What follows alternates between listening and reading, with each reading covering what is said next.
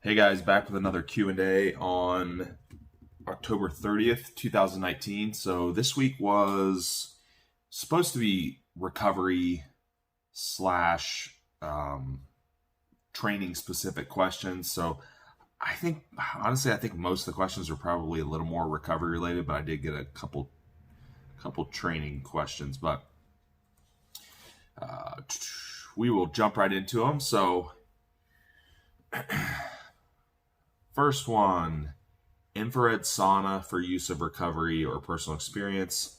I've done cryo sauna and love it, and did the infrared sauna for 45 minutes once, but was curious in your thoughts, especially after competition or heavy training.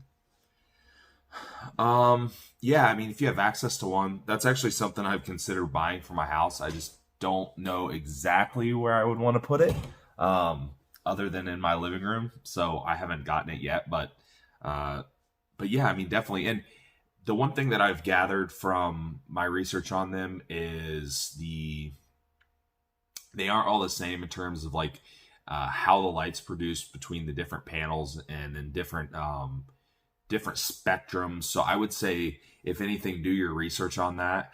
Some of them are going to offer more broad spectrum, or a quote unquote better spectrum of the infrared. So just know what you're getting. Now, if you have access to one, obviously, like if your gym has one or health club or something, you're pretty much limited there.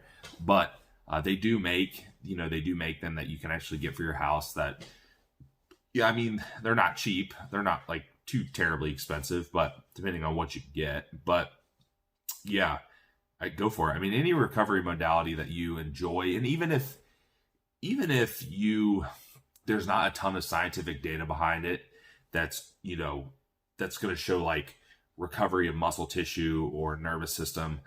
The one thing you can always guarantee is that if you find something relaxing and rejuvenating like an infrared sauna, you better believe it's going to be helpful to your nervous system, if nothing else. So that's kind of my take.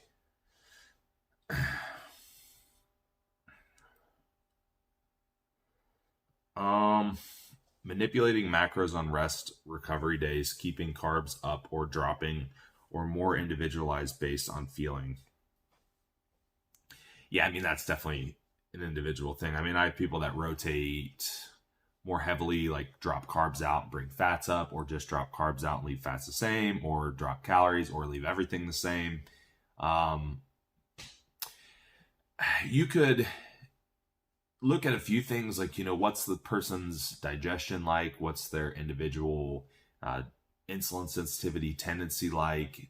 Are they going to benefit from a day of rotating things down? They might. There's some people that their GI might get taxed after training days. It might be beneficial to rotate down on a non-training day just for that reason. Or they are someone that's prone to becoming insulin resistant quicker, so it might be beneficial to rotate down for that reason. So, keep those things in mind when making that decision. And then, of course, what macros you rotate down may be based on digestion or what they assimilate well or not very well. And then, go from there. So do you think there's something to be said for trying to increase capillary density within muscle, or should we stick to focusing on hypertrophy and strength training? Or is that something we can even manipulate? So, yeah, I mean, I think the basis is going to be our primary variables, hypertrophy via progressive overload, or, and/or volume in some way, shape, or form. But yeah, I've actually made a couple posts online about capillary density and increasing it and the benefits of that. One nice thing I found, and first off, before that, how do you do it? I mean, on paper, it's very, very easy. Essentially, high rep sets. I normally, if I'm going to include it in someone's program, like call it something, normally call it like cell swelling, then it's going to be pretty simple, straight sets, 7,500 reps, very lightweight. It's just going to literally blow the area up to maximum capacity. It's going to be very, very painful. The pumps are going to be massive, so it's easy to do. But the nice thing I find is the load is not big. It's not really breaking down muscle tissue to where it's impeding recovery. And if anything, I find it might even help recovery. So it's easy to add those things in, and you aren't really going to impede recovery. So let's say if you want to do it on a weak muscle group, your arms, real easy one to do it on.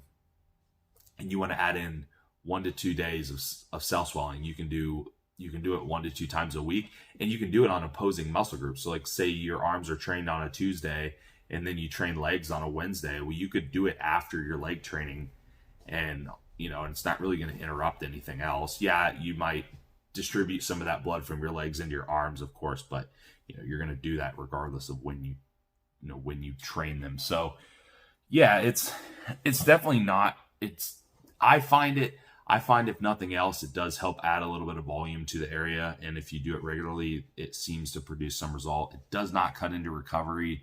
It's not CNS taxing really, because it's just so light, and it doesn't break down muscle tissue. So that's how I typically view it. And like I said, I'll typically use it on like weak muscle groups, mainly a couple times a week, spread out, and it normally on opposing days that those muscle groups aren't trained. So, all right. Is cryotherapy counterintuitive to muscle growth? So somebody talked about the cryo sauna above. Nah, I mean, in short, no. Obviously, I think they're asking this question because we don't want to reduce inflammation too much if we are, trying to grow muscle. Yeah, I get that. But at the same time, chronic inflammation isn't really a good thing either. So my suggestion would be, if you're going to do cryotherapy, then just do it away from training. Do it on non-training days. I mean, that's probably the easiest way to do it. Yeah, you're recovering. Muscle tissue is recovering and building constantly. It's not like an acute process. It's not like you train and then 2 hours later you're good. You're back to like a baseline.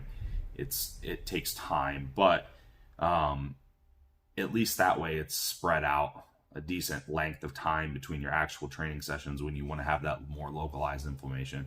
That's typically my suggestion, and rather than just don't do it like right after a training session or right before a training session, or even try to avoid doing it the same day if possible. If muscle growth is your goal, performance athletes, it's a little bit different story. All right.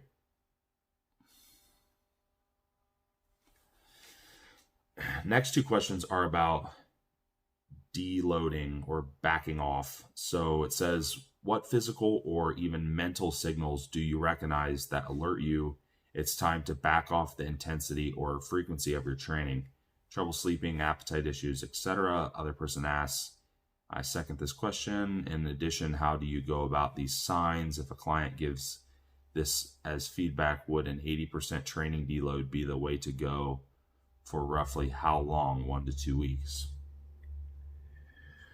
All right, so the signs are going to manifest themselves differently in different people, but you can notice trends within yourself, or if you have clients, you can notice trends within those clients, that you can continue to look for. So with me personally, I know that my signs are more so CNS related or nervous system related as a whole. That could be things like just not being able to get amped up for a session, trouble sleeping, just being tired, being burnt out, so on and so forth.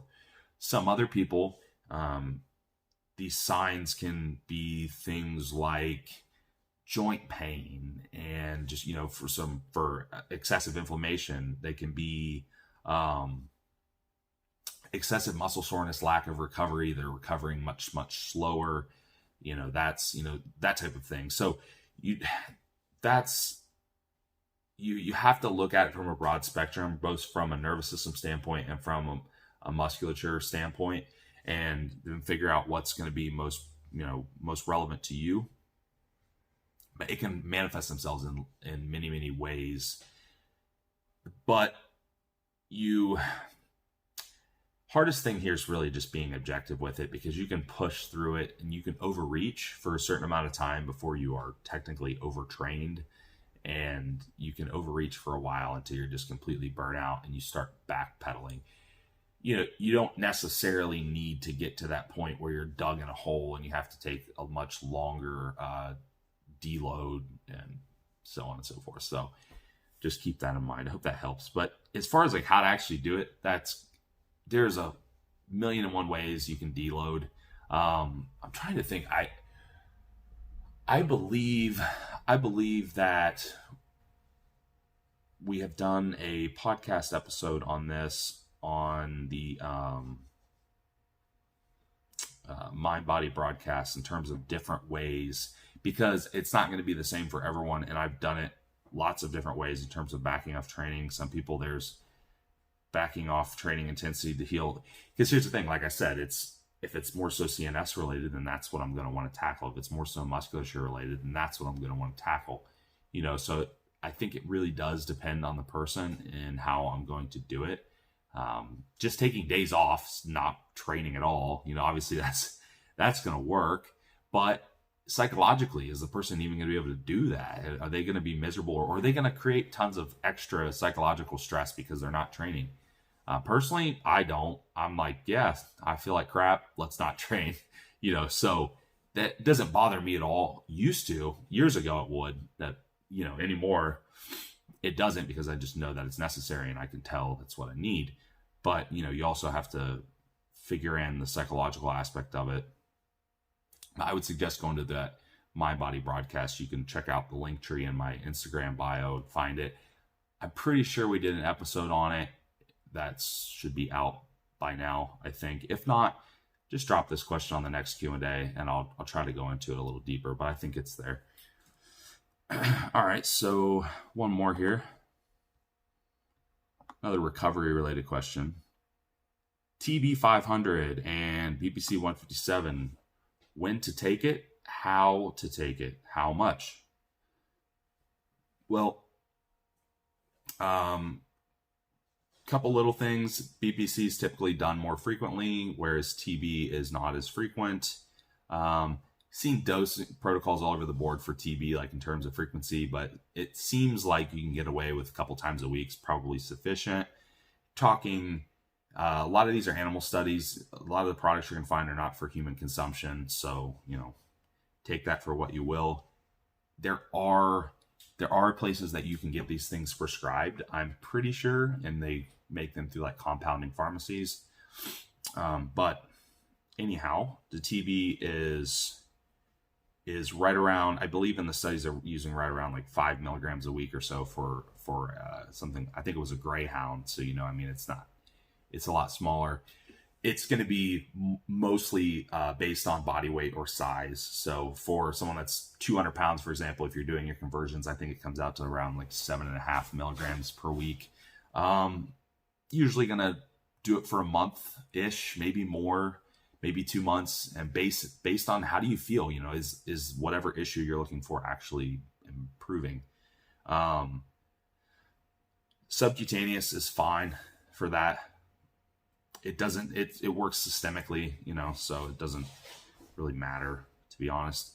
BPC more frequently, again, 1 to 2 times a day. Dosing, I've seen anywhere from like 1 to 10 micrograms per kg, I believe. So you can do the conversion to pounds there, but that's a huge range. So I guess go somewhere right in the middle of that is probably going to be a safe bet. And 1 to 2 times a day. Now, it's said to have some localized benefit, so if you want to administer it intramuscular close to the area, you can do that. However, in some of the research, I believe they're mostly rat studies, but they're showing like oral consumption because, benefits to GI healing. But they also noticed that some of the other issues, like in the joint issues and so on and so forth, were actually improving even through oral consumption. So, it's, again, is it localized? Maybe partially, but it's also going to be obviously systemic to a pretty large extent. But yeah, there's your dose. Go right in the middle, probably middle range is going to be a safe bet because, again, there's not tons of concrete research on humans in terms of a very, very specific dose. And with the wide array of benefits, it's probably going to vary based on based on the, what you're trying to achieve too. I know examine.com actually has BPC157 on there and some more research because they cite the studies and stuff. So you might check that out. I don't know if they have TB on there or not, but you could look anyhow. But that's it for this week, guys. I appreciate all the questions, and we'll talk to everyone next week.